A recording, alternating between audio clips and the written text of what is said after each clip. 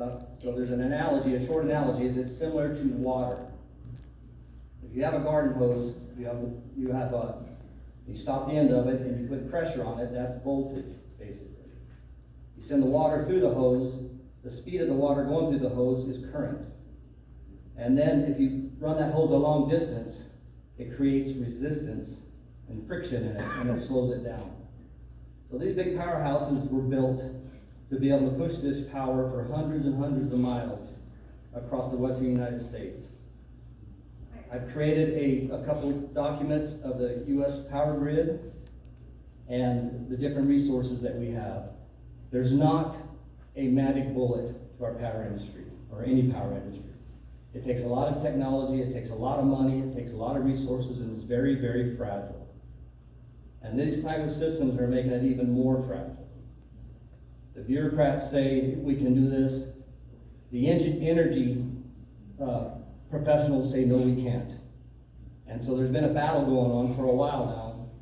And recently I've seen it start to turn a little bit, and I'm excited about that. As they were shoving the EV cars on us, everything's going to be mandatory.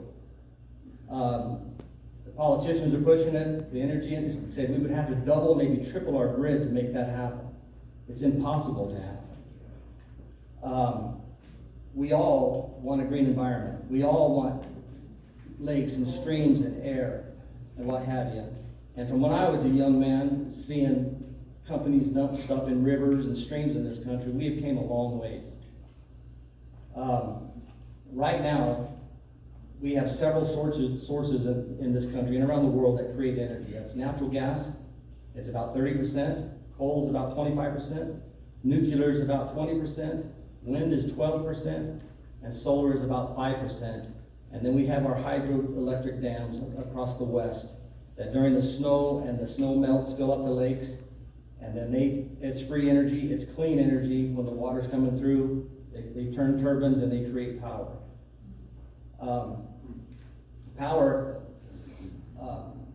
Our grid, you can't store power. So if I turn on a light switch here, a plant in Oregon may have to raise their load to take care of that. It has to be exactly cruising along. Our lights are 60 hertz in this country. At 59.2 hertz, it trips these units off. So it has to be, everything is computer controlled, everything has relays and step-up transformers and step-down transformers to make sure that we have a reliable grid in this country. The law of thermodynamics states that energy cannot be created or destroyed, it can only be changed and transformed.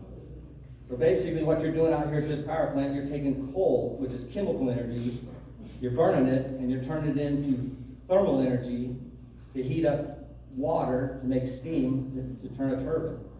That's all this is doing. It's taking wind energy to turn a mechanical device to make electricity. Solar is the same way, nuclear is the same way. It's taking that nuclear material and burning it to make steam, roll turbines.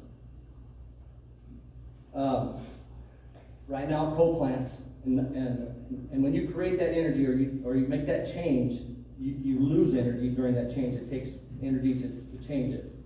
So coal plants right now, with all the technology, are about 35% efficient. Nuclear plants are about 37% efficient. Solar is anywhere from 11 to 15% efficient. And wind was just stated a little while ago. Our electric grid across the country is in 3 grids. You have the western grid, which is pretty much the Rocky Mountains to the Pacific Ocean, from Mexico into Canada. You have the eastern connection grid, which is from the Rocky Mountains to the East Coast. And then you have the Texas grid. They're the rebels. They wanted to be independent. And they do a very good job, but a few years ago, if you remember, Texas lost its grid, and it collapsed. And there's reasons that happened. Bureaucrats, they put up tens of thousands of solar and wind in that state. And then they had that cold spell, which is nothing like we get cold here. But they couldn't get it back up. And the reason they couldn't get it back up is because the regulators forced the natural gas industries to go from gas start to electric start. So when there was no electricity, they couldn't start them.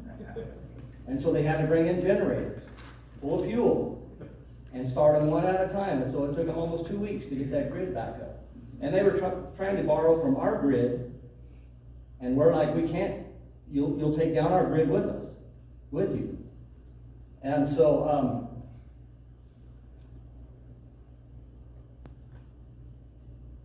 so the power industry, they're screaming bloody murder to the bureaucrats, the senators, and people that you're going to collapse our grid. You keep going down this path and you're going to collapse our grid. And then there's other studies, people that are screaming bloody murder, that if you collapse this grid, it will take us at least a year to get it restarted. And during that year, you're going to lose probably 90% of the population. Around 300 million people.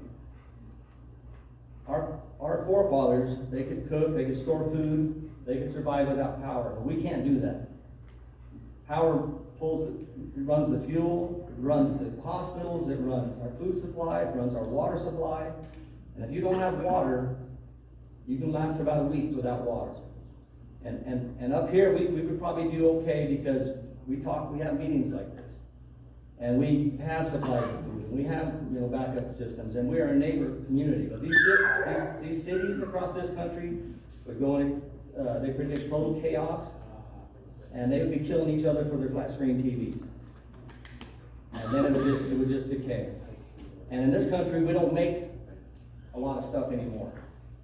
Transformers that are needed for our grid, we used to produce everything here. GE, all these big companies, now it's produced in China and other countries. And so it would take, if we blew up a transformer out here, a critical transformer, it would take almost 2 years to get one, if we could get one. And so they're very, very worried about this. So much so that recently the government has been listening and saying, well, maybe we can push the shutdowns of these plants out another 5 to 10 years to allow technology to catch up, to allow things to happen like that. So your voices are being heard. This is a micro level, but on a macro scale, these senators and people are hopefully starting to pull their head out.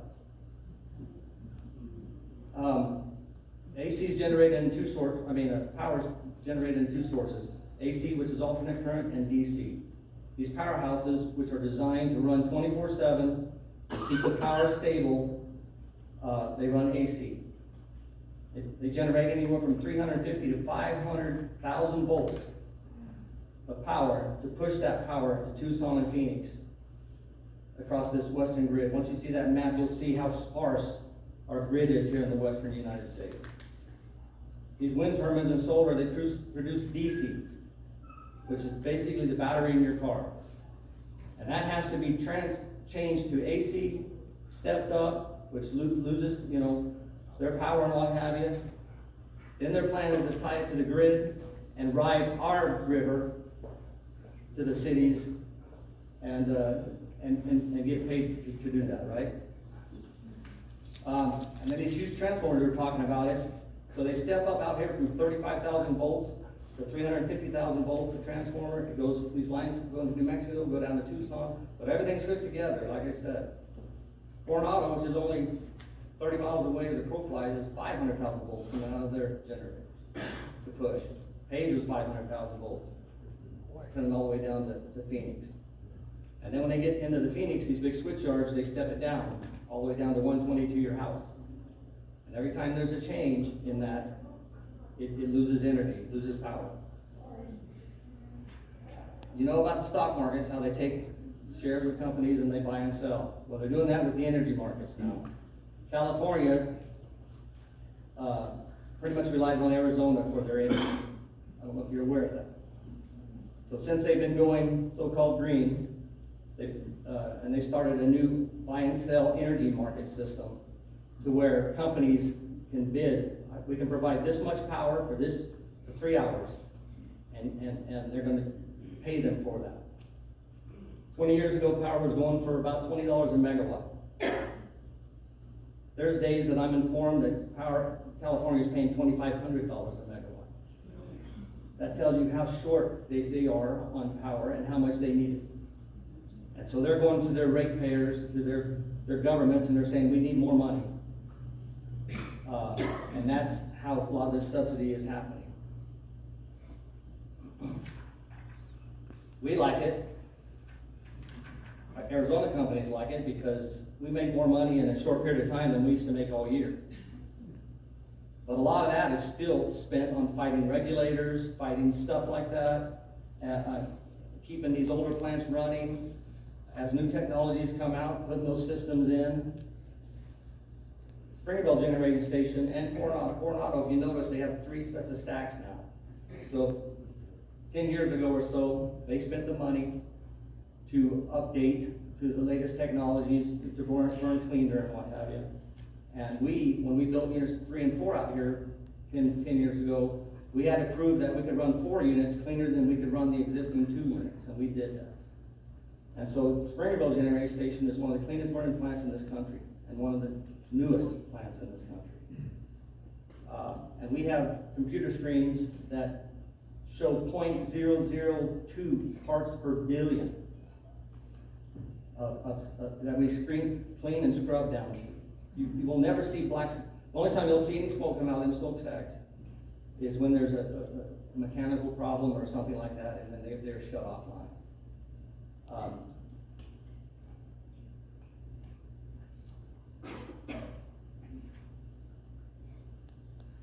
So clean coal technology, they've reduced at least 20 different elements to get it down to where we're at. Today's power plants emit over 90% less pollution than they did just in the 1970s. And so the technology is there, but it's politically not correct these days. However, as we're shutting power plants off before they're supposed to be shut off and prematurely and making the grid unstable, China is building 2 new coal plants a week, which is more than 6 times the rest of the world combined. That's just not China. That's India. That's all those developing countries. That's Russia. They're not on board. China's not on board with the politics that the Western world is pushing down everybody's throat. A Chinese government official said, quote, coal power is reliable for our energy security. 10 years ago, Germany, France, the European Union started shutting off their coal plants, shutting off their nuclear plants, and then you had the Ukraine war happen. Their gas supply got shut off, and then they went into emergency situations. Since then, they have reactivated 26 coal plants. They're starting construction on some new nuclear plants, and they're trying to get their natural gas supplies from other countries, and the U.S. is sending ships to Europe to supply them with natural gas for their energy needs. And they pulled back on their wind and solar. In 2023, just last year, the U.S. exported 100 million tons of coal. So instead of using it here, it's our resources. Now we're shipping it and selling it to whoever will buy it. So I'm not sure how that's supposed to help our global world we live in. And the top 5 countries that are buying the coal are India, Japan, Netherlands, Brazil, China. There's 71 countries buying our coal. You go to Alaska and you see the coal being put in ships, and they're going to the Far East. And it's growing. Our coal exports jumped 26% last year alone.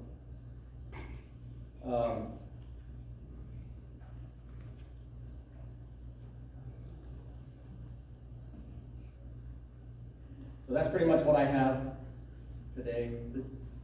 What you guys are doing are very noble and amazing. And it's catching fire in other communities around Canada. All this political stuff, that's nonsense that's been happening the last few years, which once we get educated, we can make educated decisions and better decisions, right? And that's kind of the purpose of meetings like this, is to do that. Tell other people about it. We have people that come out to our friends that have family from California that come out to our plants, and they want to go on a tour, and when they leave, they're different. They have different mindsets. Like, all 4 units are running. And these pictures you see with all the, looks like smoke coming out of these stacks and what have you, all that is steam. Like I said, we are federally regulated, and we have sensors all around these plants to monitor anything. All it is steam. Because what happens, you pump water, those make steams, you have to cool it back off, from steam back to water, and equipment gets hot, so you run it through equipment like radiators in your car, and so that what's coming out of the stack is just moisture from the combustion process. We have bag houses that anything particulates catch on that, and it's amazing what we do, and the amount of energy and the amount of money that these utilities put in to make these plants efficient, safe, and clean. If you'd like, I can close this out in prayer. Or actually, a little bit more. Sure. All right. Thank you very much.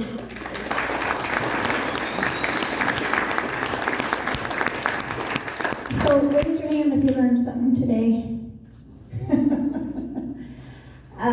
We've had some great speakers, and we know that a lot of you came from far away, or not a lot of you, but a few of you, and you might want to add something to the conversation because there's so much more to say.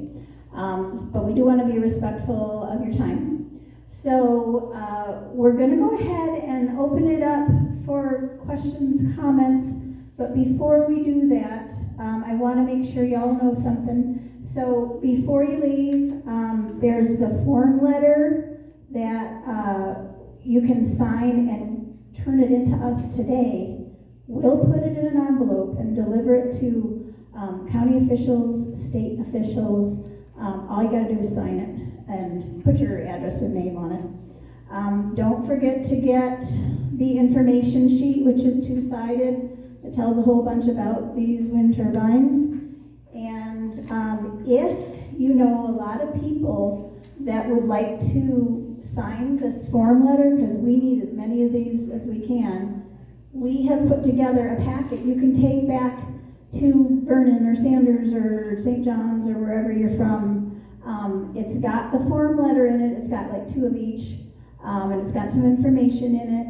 Just make some copies, have your friends and neighbors sign it, write your name on it, and then actually talk to one of us before you leave. Take the packet, and we have liaisons for each community to hand these back to send it back to, and we'll give you our phone number. Like, for instance, I'm going to take care of people in Alpine and Nutrioso, and somebody's going to take care of St. John's, etc. So if you want to have some more form letters to give to friends to sign, and then collect them back, bring them back to, what are you saying, Christy? Just be afraid. Okay, so yeah, just go on over to that back table, grab yourself a packet of form letters, and then we'll tell you who to return it to depending on what area you're from.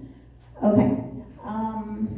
So also, don't forget, we have a website, StopLavaRunAZ.com.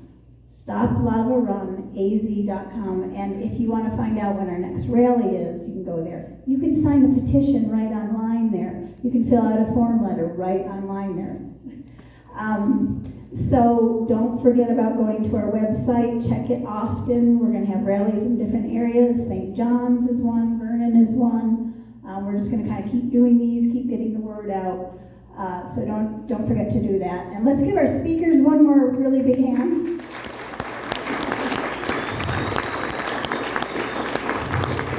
And we also, thanks again for letting us use this church. And Donovan, who ran the videos and stuff, he did a really great job. He's up there. And thank you again all for coming. Now, so what I'm going to say is, if somebody has something they really want to say or a question they want to ask, which we may or may not be able to answer, I'll give you the mic in a minute. But if you do need to get going, go ahead and just stop by the tables. Don't forget about the t-shirts, the buttons, the magnets, the form letters, the petition. You know, if you need to go, just kind of quietly head on back there. But for those of you that want to say something, just raise your hand and I'll pass the mic around. And thanks for coming.